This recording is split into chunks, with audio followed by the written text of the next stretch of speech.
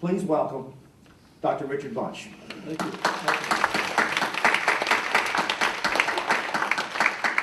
Thank you very much, Rod. Appreciate it. It's good to see so many familiar faces and people that went to my 5-day course, and it's like being with a family here. And I'm so glad that he made a handout with my picture with my top of my head cut off.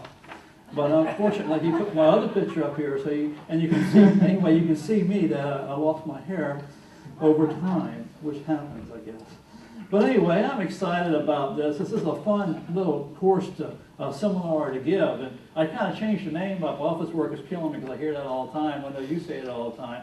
And that lead-in about being distracted and stressed is so relevant today. Yesterday, as some of you know, I did an hour-long national webinar on aging in the workforce. And one of the things that I want to mention a little bit later on is what's happening not only in our bodies from sedentary work and being in offices, but the big thing about stress. And for those who went to my CBS certification course, they know my background's in neurophysiology. And I did a lot of work with stress and what happens inside the body of an animal when they're stressed and how it happens to human beings. Well, we're finding out lately with the research, there's some very alarming news that if you know about what's going on and how your brain's being affected by the sedentary lifestyle you're living, if you're working in office all day, which I assume most of you, or if not all of you are, and the diets that we are eating, the foods that we're eating, and the exercise that we're not getting, how we hear about it all the time. We hear about how you need to exercise, how you need to eat right, but it's so hard to do. And we have so many distractions, we have so many stresses in the job. So I think this is going to help put some of these concepts out for you and maybe give you some room for thought about each of you personally, and also how you can help other people who you work with or in your own family. You know, my situation, I'll always start off my seminar by saying, what is your priority in life? Probably, like most people, your priorities are your job, your spouse or your significant other, and if you have children, your children. And you know, you say, and if I have time, what? I'll look at my health. We give it a lot of lip service, yet we see that, you know, 2/3 of adults are overweight or obese. Well, 25% of our children are overweight or obese. Diabetes is becoming pandemic, and pancreatic cancer is on the rise. Pancreatic cancer also has a tie-in with the idea of diabetes. Also, Alzheimer's and early dementia that's happening as doubling every 20 years now is now being associated by a process. And I don't want to use really high technical words, but I like this word because it's easy for me to say it, glycosylation of the brain. That means sugarcoating it. We're finding that diabetes is you sugarcoat your red blood cells and you can't deliver oxygen to your tissues, so you end up with all kind of problems. We're also finding, we're now with the latest research on dementia and Alzheimer's, that a lot of the brain cells are glycosylated and that the blood vessels are atrophied in the brain. And the good news is that that's very preventable. And if that's very preventable, then let's look at the contributors to that and other problems that I'm talking about today. And the biggest contributor is two things, being sedentary and having mental stress. You know, and when I first started off in ergonomics 30 years ago, when I didn't even know what the word meant, everything was posture, posture. What is the ideal posture? The neutral posture. And I was talking to my Chevron friends here, and a long time ago in San Ramon, I was developing what they call the QWE program for Chevron. And I had one of these ergonomists in California come work with me, and we were talking, and she used this expression, which I'd like to share with you, and I wish I could remember her name, but that part of my brain is dying too, you know. But she said that the best posture is your next posture. We are meant to move. We are, you know, I've dissected probably about 35, 40 bodies in my history as a professor at LSU Medical School, now at Tulane. And I tell you that everything about the human body demands movement. Movement. And when we lack that movement, it doesn't matter how you sit in a chair in your office, if it's only for a very short period of time. You can work upside down on your head if you only did it for very short periods of time. What ergonomics addresses is the exposure the prolonged exposure, the amount of time you are in a certain posture and you're not moving. There's no dynamic activity.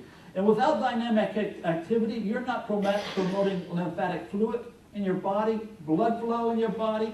You're not stimulating certain neurochemicals and hormones that tells the DNA in your body that you're still alive and kicking. We keep turning the triggers to cancer. We keep turning the triggers to senescence. We are accelerating the aging process and shortening your lifespans. I know that now that I start off with all the good news, let's get into, now, but what we could do is I'm going to start off with some simplistic, self-evident truths. And so I know a lot of you know about what happened to me in 1989. I got carjacked, beat up, and left for dead. And I was in the trunk of a car for 9 hours, knowing that I was going to be killed. And I didn't pray for 1 second to give me a bigger car or a better house or more money and all the materialistic things we get caught up in. I kept praying to see my wife and 2 kids again. And as you can tell, since I'm here, I'm here to tell you it really changed my life. And I always tell people my wife had a theory why they didn't kill me. They said God didn't want me, and the devil said it was too much competition. So that could be true. But when I got back from that ordeal, my life completely changed. I was post-year than I am now. I had a big old, I was in my 3rd trimester of my resemblance to pregnancy. My cholesterol was sky high. My blood pressure was going up. I was following the path of my ancestors who all died early from heart disease. So I told my wife, my beautiful wife and my beautiful 2 little kids, I'm not going to leave you again by my behavior. By my absorbance into, my self-absorbance into making it. You can do a good job, excellent job, but you got to do an excellent job for yourself. Once you take care of yourself, you put your health at the top of this pyramid, then you do automatically. You take care of your job. You take care of your spouse. You take care of your children if you have them. Because what good are you to Mustang, Chevron, or Exxon, or any company that's represented here if you are chronically sick or disabled? And we have people in front of those computers all day long that are working at probably 60, 50% efficiency. I went to one big company here in Houston, and he said, we have 12 people with problems here working at the office. And I said, how you have over 850 people in this office building, don't you? He goes, yeah. How come you think you only have 12 people that are having problems?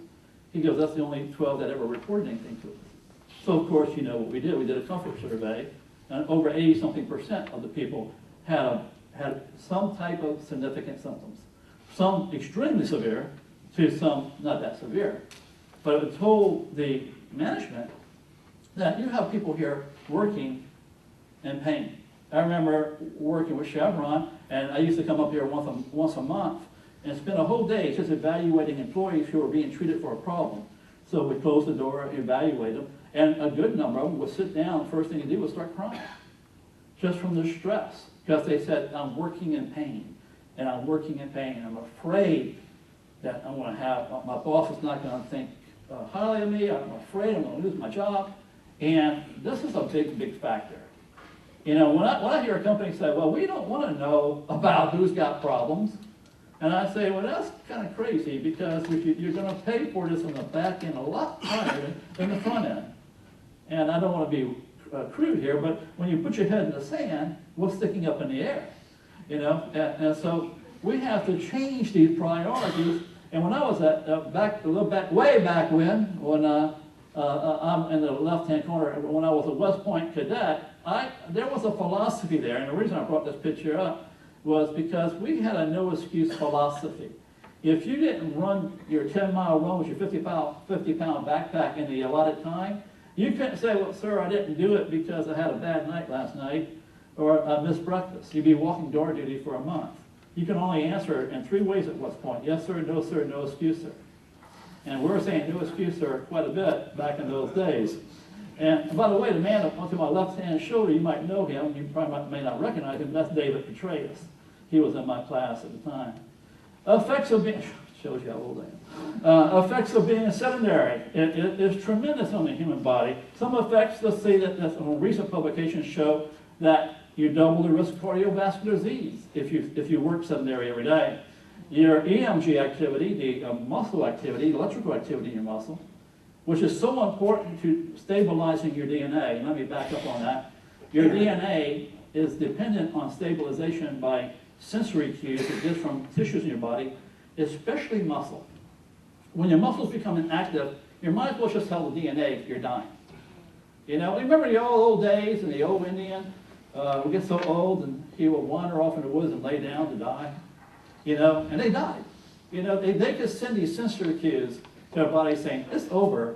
And we are inadvertently sending sensory cues to our DNA. And my philosophy, my theory, my hypothesis is that we are shortening our lifespan by sending the wrong cues, the wrong sensory cues to our DNA from not moving around enough. When you're not moving, you only burn about 1 calorie a day. Depending on the research you read, the average office worker burns between 600 to 1,200 calories a day.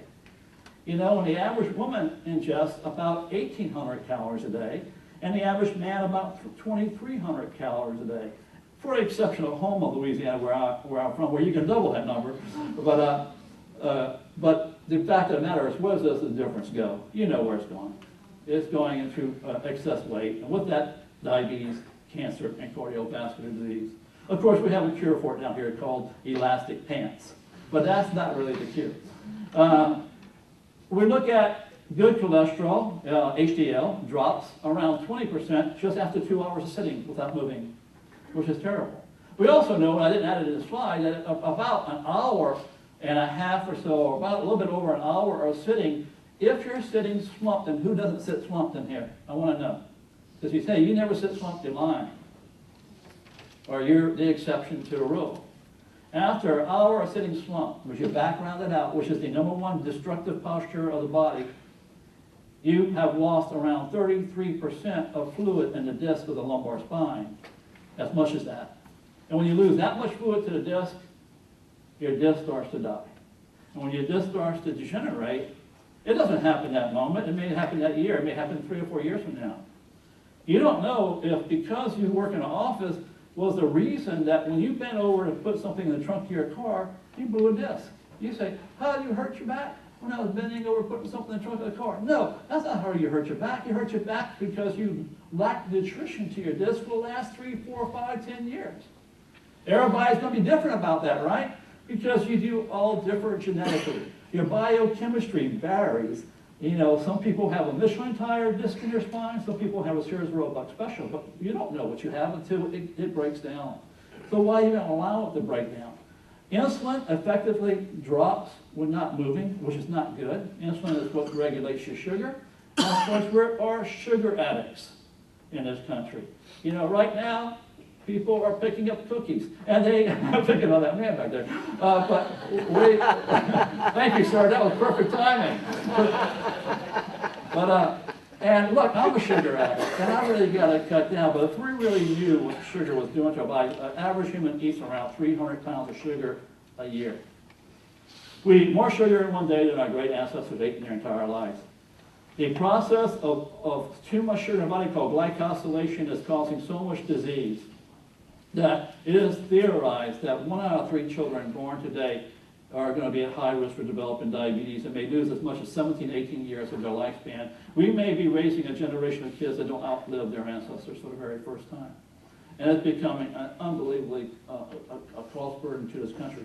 We are facing, and again, I hate to be all bearer of all this bad news, but it's not probably something I'm telling you that you don't know, but we are facing a huge medical crisis. I don't even think Obamacare is going to be able to take care of it, because I don't even think we can afford it. So people are going to die because they can't afford to take care of problems that we're creating ourselves. You know, if you read the book Sugar, Salt, Fat by Moss, called Pulitzer Prize, please read that book. It will tell you how industry has designed food at the right bliss point, B-L-I-S-S, the right bliss points. They actually take kids and give them different cookies and say, which one do you like best? And they say, this one's good. And so they find out the right combination of sugar, salt, and fat that is going to sell their product. Because if you're not going to buy it, they're going to go out of business, right? People are not coming and say, I want a healthy cookie. They want a cookie that tastes good. You know, you've got the fitness, people that are really into fitness, that are not going to eat the bad stuff, and they're very selective, and they'll go to Whole Foods and all that, but that's a small percentage of the American population. People want food that tastes good, and the way we make food taste good is very addictive. Muscle imbalances is nothing more contributable to muscle imbalance than the way we sit in offices. If I'm to sit here, let me just demonstrate this posture. First of all, of course, you're going to hear some of these things you've been through my classes before all over again. But the REM disease, not the band REM, not rapid eye movement, but rear end migration disease. Now, that's not so bad when you're like this, because at least you got a little back support, but it's still not good. But the really bad one is when you combine REM and you bring your shoulders forward and you round your back out like this. That throws your shoulders forward, that throws your head forward, everything goes out of whack, but all your muscles shorten up. All your back muscles get stretched out. Your neck goes forward, but you're not going to stare at the floor. You're going to look at the monitor, so your chin goes up. Now you're going to stretch these muscles out, and you're going to shorten all these muscles back here. Now, research is clear on this. If you want to weaken muscle, you either shorten it, keep it shortened, or you keep it lengthened. We're doing both. So it's no big secret by age 40, the average man or woman has lost close to 50% of their core strength. Because how many people in here are really doing abdominal strengthening, core exercises? I'd like to really get a number of people, and usually get about 2 or 3 hands at most in a crowd like this. And it's probably one of the most important things you can do. And it's not hard to do. And that is, the body's begging for exercise. And people say, well, Rick, you don't understand, I'm too tired. Too much going on, I'm too busy. And I say, no excuse, sir, no excuse, ma'am, because I can go to your house with a stopwatch and record a whole bunch of times if you're not doing anything. 10-minute commercial, you're sitting there doing a 12-ounce curl, and that's about it. You know, I jump off the sofa and I'll start exercising in the middle of a TV show. My wife used to get aggravated with that. Quit doing that, that's so distracting. So I got my legs up in the air and all that, and I'm kind of nutty about it, and I got exercise equipment in my living room now and everything, and I didn't want my kids to see us being couch potatoes. And it's not easy. It's not easy exercising on a regular basis. It's not easy eating right in a society where we're being sold foods that are designed to make you fat, to put it bluntly. So we have all this research showing us, and research I did with LSU, where I had a rat, an albino rat, that we put in a cage, left wide open, and the only way they could eat was to exercise on the Ferris wheel, a little spin wheel, and a little tablet would drop out after so many revolutions. And then we had what we call the Alcatraz rats, who were in little small cages. We didn't let them exercise, and we gave them all the food they wanted. And all their blood vessels atrophied in their bodies, in the muscles. And they died half their lifespan from cancer and cardiovascular changes. And the smaller ones, they lived 1.5 times the expected lifespan for these rats, which at that time was 5 years for the strain. 1.5 times, by simply controlling the weight and exercising regularly. And then what we're seeing as we're getting older, and especially past 40, and we don't exercise and we stay sedentary, that our blood chemistry starts to change, and we start seeing elevated levels of homocysteine. Now, I'm going to suggest to everybody in this room, and I did this just only about 3 weeks ago, when I went to get my annual blood check, my blood work, to see how I'm doing. I asked for these, because you don't ask for them, you don't get it.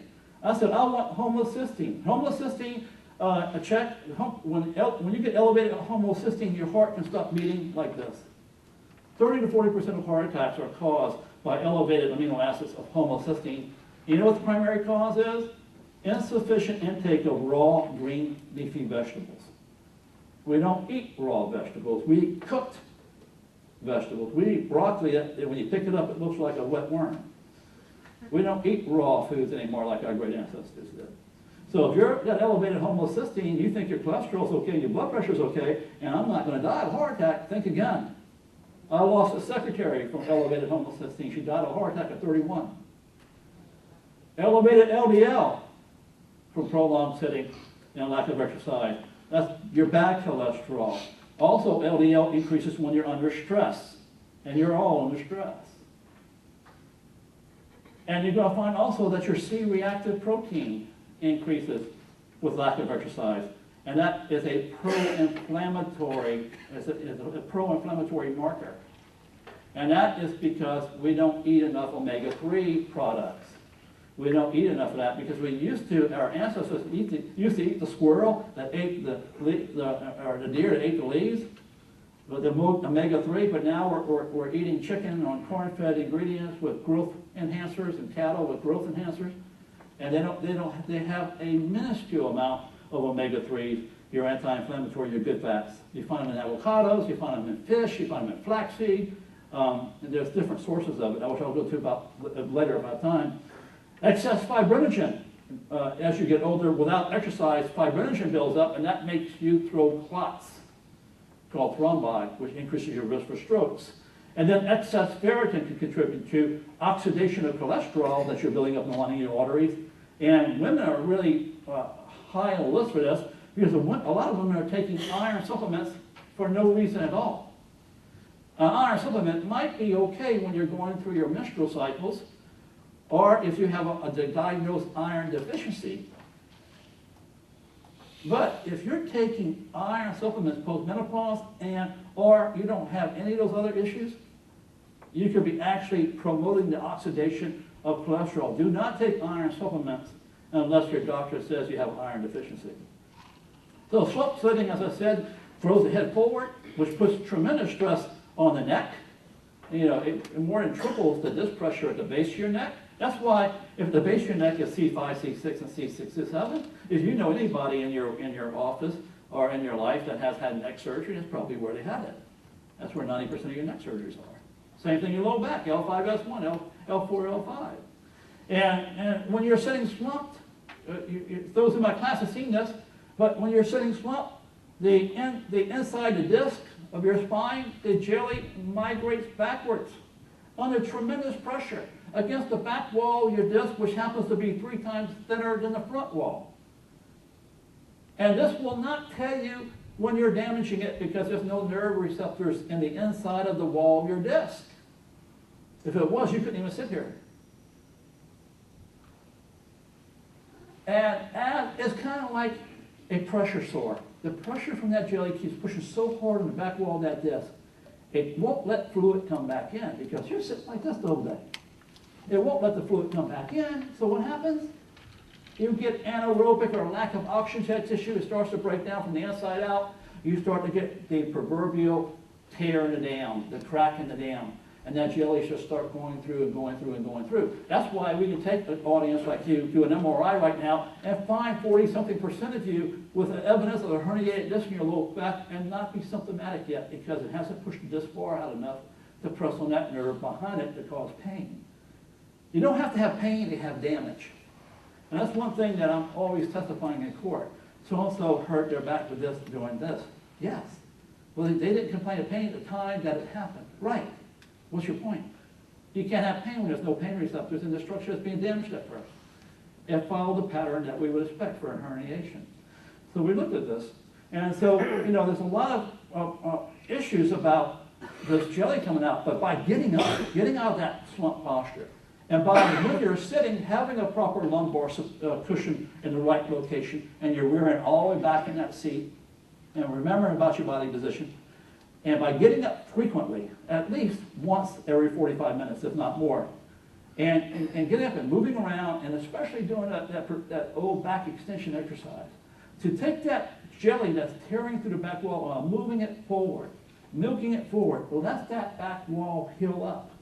So same thing happens when you're driving. We know Dr. Kelsey's work in London that if you commute more than 2 hours a day, your risk of a disc herniation is about 3 times the normal population. And so you need to reverse the damage. You know, you're also picking things up the wrong way at home and everything else. Getting people to do back extensions is one of the easiest things to do because what it does, it moves that jelly away from the back wall, lets these collagen fibers, you know what collagen is your universal connective tissue in your body. Women inject it in their lips so their lips look sexy. I did that, can you tell? I don't have lips. But anyway, so it goes away from the back wall, lets the back wall heal. People who do it on a regular basis don't have back problems. We lower back problems with one of our railroad companies by more than 80% in less than 2 years from them being religiously enforced to do this. And remember, another thing, vision what? Vision drives posture. So that ergonomic assessment, if you have a document holder that you're always looking down at, or a monitor that's too low, that simply needs to be lifted up, look at the change to your head. You want to work like this all day with your neck, or this way with your neck? You know? And yeah, I see it all the time. You walk by and watch people work, and you say, I can't believe that was me 30 years ago when I didn't know any better either, but I can't believe, knowing what I know now, that people work this way.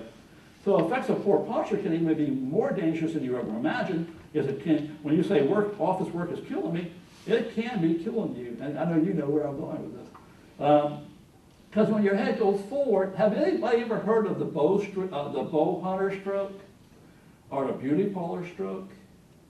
You know, taking the older woman's head over the edge of the sink, bending it 90 degrees to wash their hair, the head right back. They stroke out from stuff like that. Well, I was reading an article not too many years ago where we're having almost double the amount of vertebral artery strokes in the general population, adjusted for population growth, than ever before, since the mid-'80s. Now, what happened in the mid-'80s? Computers. We got little kids, we got kids, they're coming out the uterus with a laptop in their hands, and they got them sitting there, and they're bent over like this, with their thumbs, their heads forward, and I watch kids all the time. Their babies sat by, they got their own iPhone. My goodness gracious, I never heard of such a thing. They have iPhones when they're like 3 years old. And if you want to know how to use your iPhone, hand it to the 3-year-old. Here, and so we have this artery, not to mention that, not to negate that when your head's back like this, that all these joints back here get overly compressed. And that cartilage in between those joints breaks down, leading to bone spurs, which we call osteophytes, and joint degeneration. What's the doctor going to call it? You've got arthritis. They don't care about the cause. They're treaters. They're reactive. Ergonomists are proactive. We're trying to prevent it. It's real hard to tell a person before they're symptomatic, before they have all these problems, what you need to do and why to sit right and why to get up frequently, because maybe at the moment they're pain-free. They got to understand that the process here does not give you early signs. It's like a runner, and I said this, in fact, it was at a Chevron lecture, and I had a Chevron employee all irate with me after this lecture, because I said, I do not recommend running on concrete after age 40. And she was an avid runner, and well, she let me have it. And I'm saying, I didn't say you can't run, I'm just saying that as a general recommendation, I don't recommend it. Fast walking, elliptical, swimming. She goes, because I'm 50 years old and my knees don't hurt. I said, how do you know you don't have damaged knees? Because I don't have pain. Well, cartilage breaks down way before you have the pain. And if I wish I could follow her, probably she continues to run. She's going to develop one day, all of a sudden her knees are going to hurt like heck. And the doctor says you have no more cartilage. Because the bone on bone is what causes the pain. So some of these things don't show up too much later. So the vertebral artery comes up the back and makes a 90-degree turn around underneath your skull. And when your chin goes up and the back of your head goes down, especially if you're wearing bifocals or trifocals. And if you're wearing bifocals or trifocals, I pray and hope you'll listen to me here. And please take them off at a computer and put computer glasses on or reading glasses. Yes, we can lower the monitor until your chin comes level, but I guarantee you that habitually, because you do this all the time, you're still going to do this to a certain degree. It only takes about 5 to 10 degrees of chin up to really put all that pressure back on this artery. Now, the research I was involved with the doctor who did this, found that when this artery goes up into the skull, the artery becomes into your brain becomes progressively smaller. Here it is. You got two of them, of course, one on the left, one on the right, and they come up and they right below the skull, right over the first vertebrae, and they form one big artery. And what we did was we put a clamp on a cat's vertebral artery. If you're a cat lover, I apologize, but they did survive our experimentation. We put the clamp on the artery to simulate the head backward position. We recorded that the head back position would close down that artery around 73% in males on average, 78% in females, because females have a narrower opening. And it becomes smaller and smaller with age. And we find that this was, as we took that parts of this artery out, after opening the calf's neck, and took a segment of the artery that was being pinched, we would find all this plaque buildup. And theoretically, if you've got plaque buildup like this, that can cause inflammation in a clot, and you're going to be facing this situation, an arteriogram of the vertebral artery, there's that 90-degree turn, and let's say you've been working for 30 years, and you've built up all this plaque from constantly doing this at your computer, and then you go play softball with your great-grandchildren at this time, or your grandchildren, and it breaks loose, and boom, your great retirement reward is that you end up with a stroke, a deadly stroke. 40% of the time you're going to die, which you should be happy if you do, because the people that survive don't want to be alive, especially with this type of stroke. Often paralyzes you on both sides of your body. So vertebral artery strokes are going up. If you want a little bit more information on this, Google bow hunter stroke, Google beauty parlor stroke. And the research is in its embryonic stages. Because what are we going to do? Have a double-blind study? I want this half of the class, I want you to work for the rest of your life like this, and we want this class to work with good posture and get up and move often, and we're going to see who has more strokes. Would you want to be in this group? So it's very difficult. Shoulder, avoid the reaching. That will help reduce reaching all the time, reduces blood flow to the tendons in the wrist. That can lead to carpal tunnel syndrome.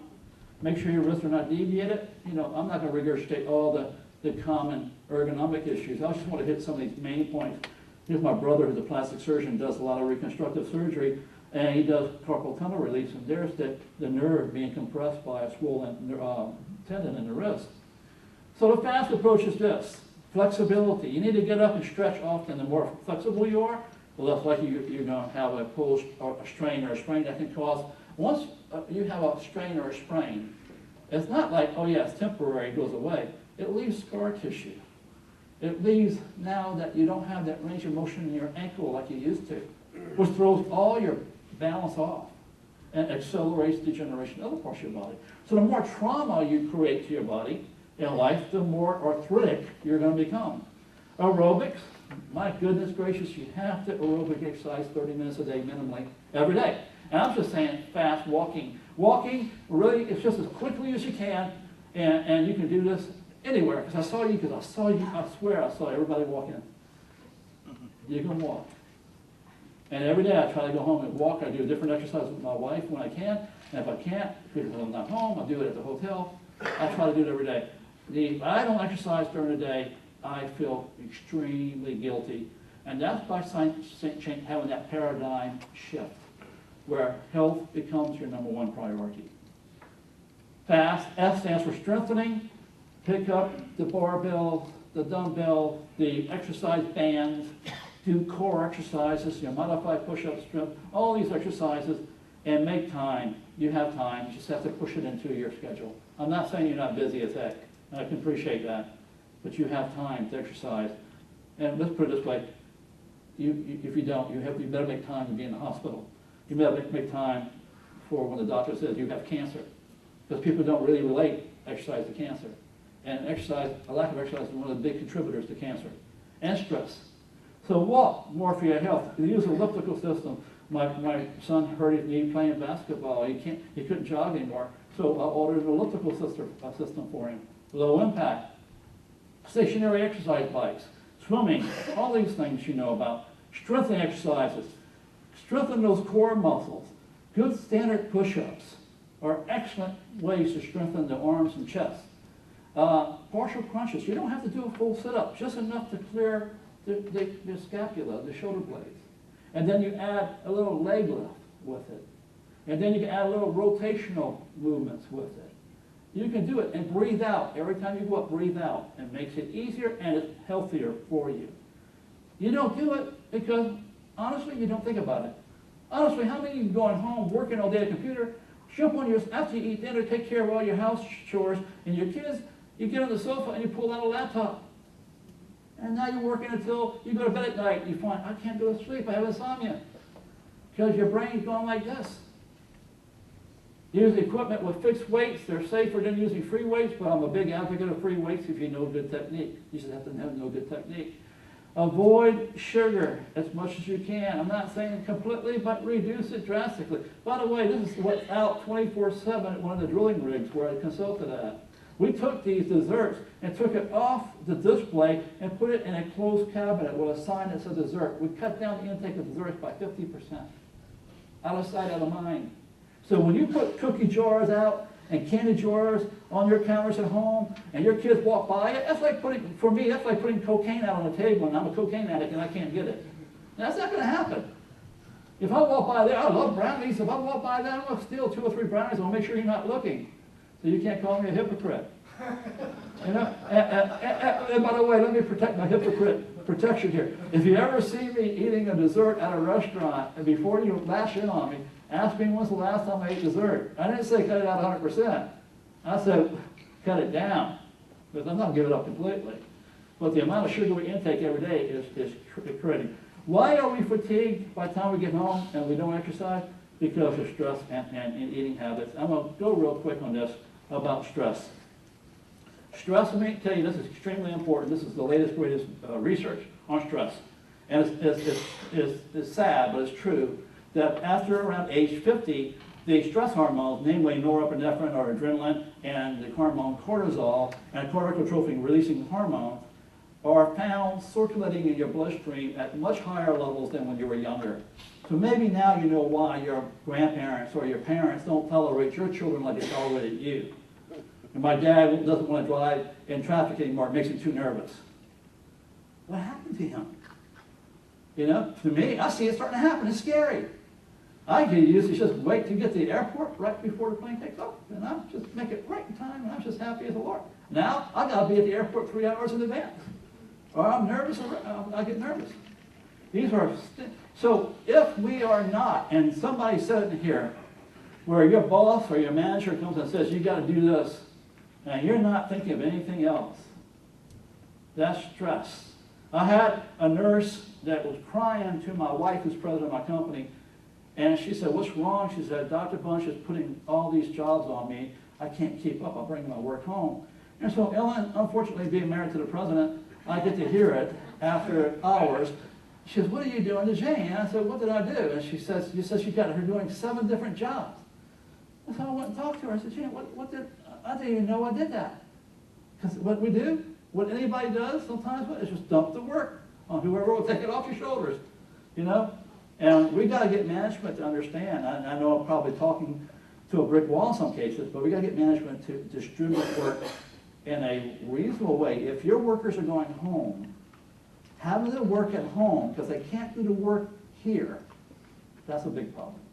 And that's a big contributor to stress. And what we tell people is, if you want to cut all this excess of adrenaline, and we recognize this is going to change, go look at whatever your stressors are, write down the list of what's actually stressing you, become consciously aware of it in one column, and mark down the other column, what are you going to do to solve it? If you're not happy because you're overweight or out of shape, start to diet and exercise today, not tomorrow, today.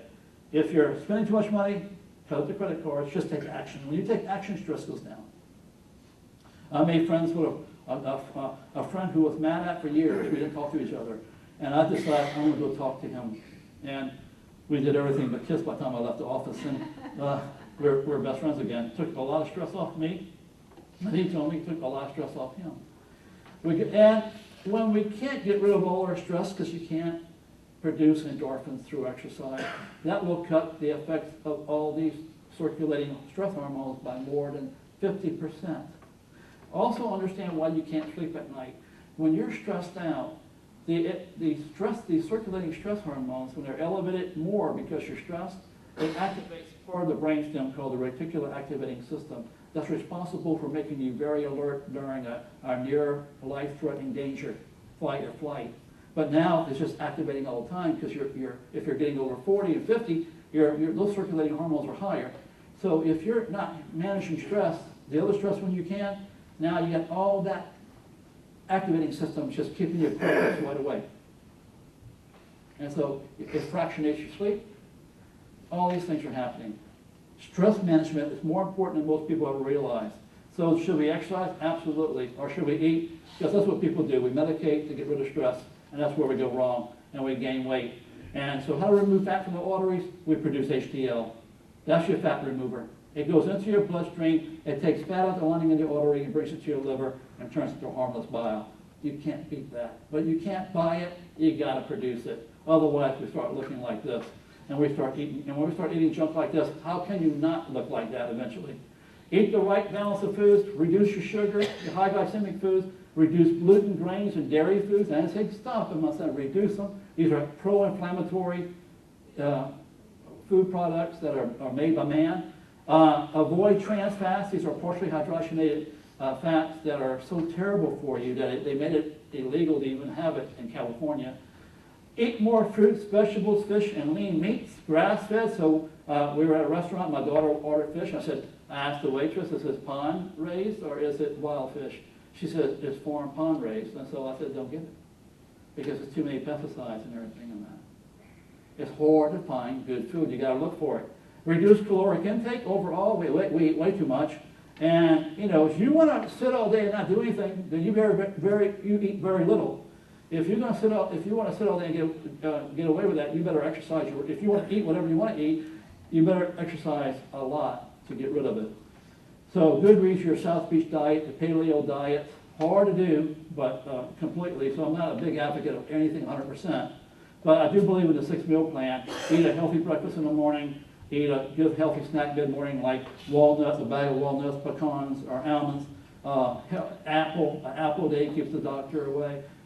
Anything with white fruit meat, and it's very, very healthy with fiber and all that. Light lunch, healthy snack again mid-afternoon. Eat a light dinner at night. You exercise and you eat a light snack in the evening. The overall goal is to eat less calories overall and better quality foods, but not to be hungry. Because if you skip breakfast, what happens by the time 12 o'clock comes? You're going to bite the hand of the person next to you if they put it on your plate. In my car, that's the strangest phenomenon. If I don't eat breakfast, my car will automatically, on its own, go to McDonald's. So, nutritional supplement, let me finish off with this.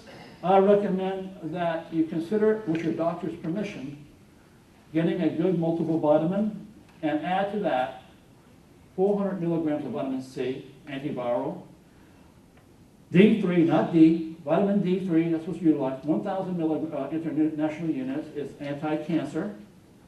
Vitamin B complex lowers that homocysteine that can stop your heart from beating. All right? And also in women here who are of childbearing age, it helps prevent a bad birth defect with your children called spina bifida. We ship that to third-world countries to help them prevent spina bifida. Omega-3, I recommend it to be in krill oil, 300 milligrams. You can go online and order that. Not that expensive at all. Or flaxseed oil. Fish oils are hit and miss because I'm not sure a lot of these fish oils are not containing methyl mercuries and other toxins. So if it is fish oil, make sure it's purified fish oil, pharmaceutical grade. And also make sure you're cleared by your doctor if you have a prostate problem, because some fish oils may irritate your prostate. Alpha-lipoic acid sounds terrible, but it's a magnificent antioxidant, and it lowers, it metabolizes your sugar more, so it helps people who are type 2 diabetics.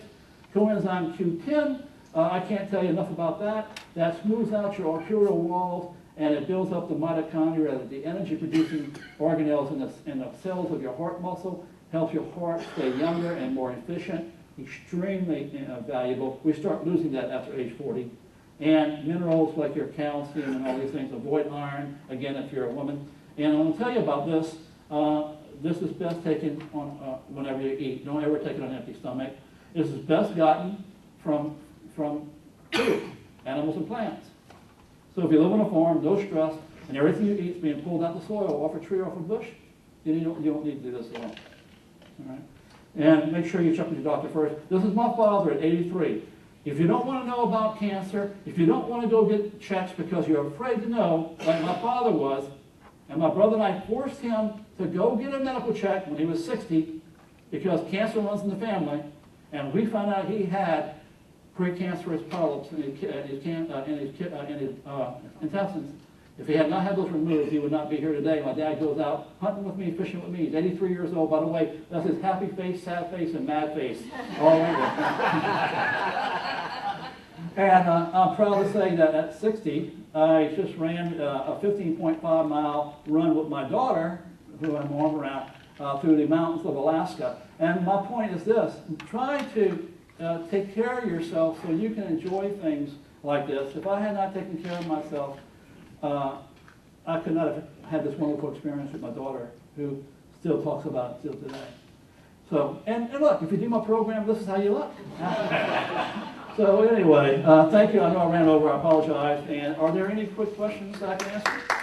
Thank you all so much for having me. My cards are over there. If anybody has questions, you can take one of my cards and certainly send them to me or call me directly on my phone. Yeah. Anybody have questions? Dr. Bunch? I know probably they're all anxious to get back because they're under a lot of stress. What about sweeteners like the I think they're the yucca? Yeah, sweetener, yeah. whatever those I'm not an are. expert on the sweeteners, although they've been, the latest thing is that you should avoid sweeteners and go with more natural things. But there are some that are stevia, that are plant derivatives. They're supposed to be healthier, but stay off anything that's got aspartame in it. Right. You know, the things like that. Try to stay off of diet drinks. They got a lot of carcinogens in them.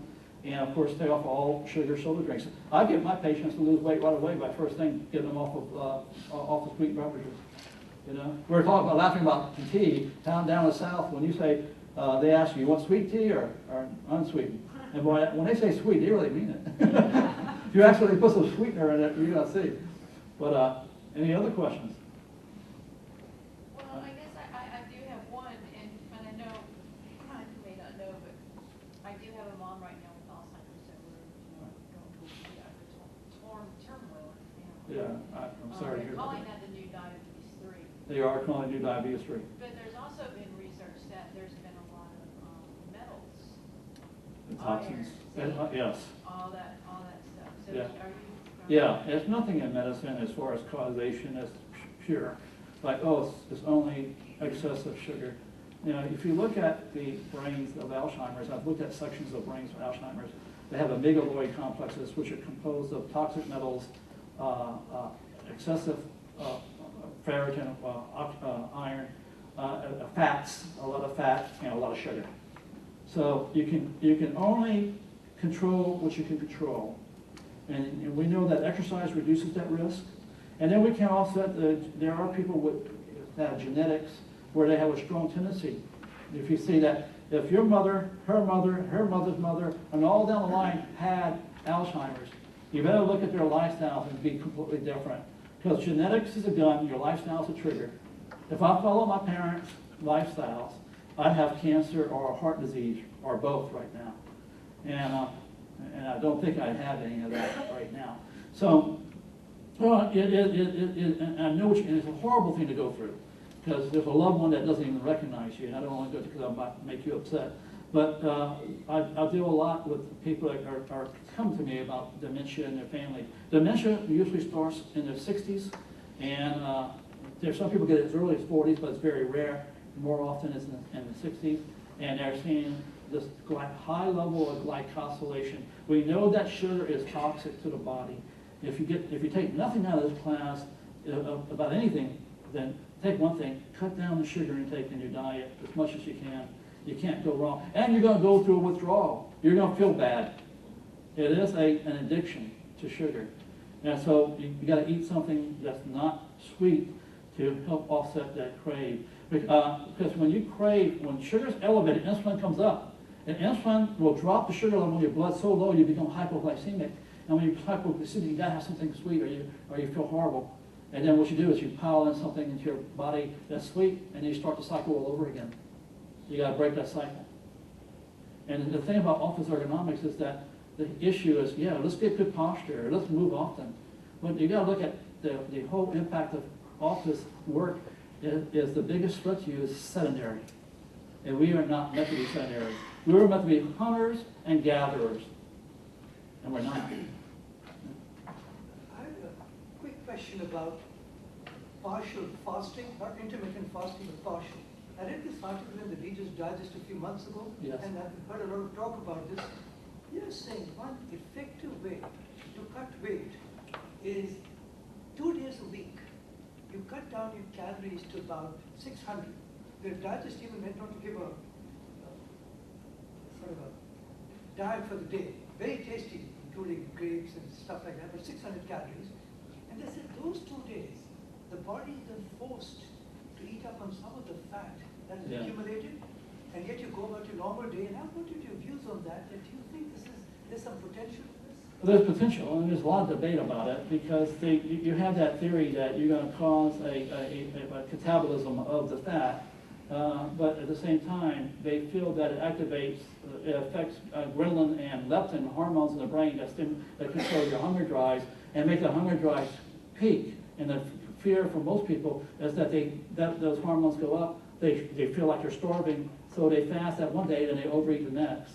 So if they can manage that, and everybody's different. And people who are way overweight in the beginning, for you, I can see it be easy. You've got, not to compliment you, but you got a very good physique and good body weight. For a person already obese, their leptin levels and ghrelin levels are way down because fat cells produce hormones that suppress the hormones that tell you when you're no longer hungry. My biggest complaint from my obesity patients, I feel hungry all the time. I eat and I still feel hungry. And so this is a big area. It takes a tremendous amount of determination. So when you see a very obese person lose 100 pounds, congratulate the heck out of them, because that's hard.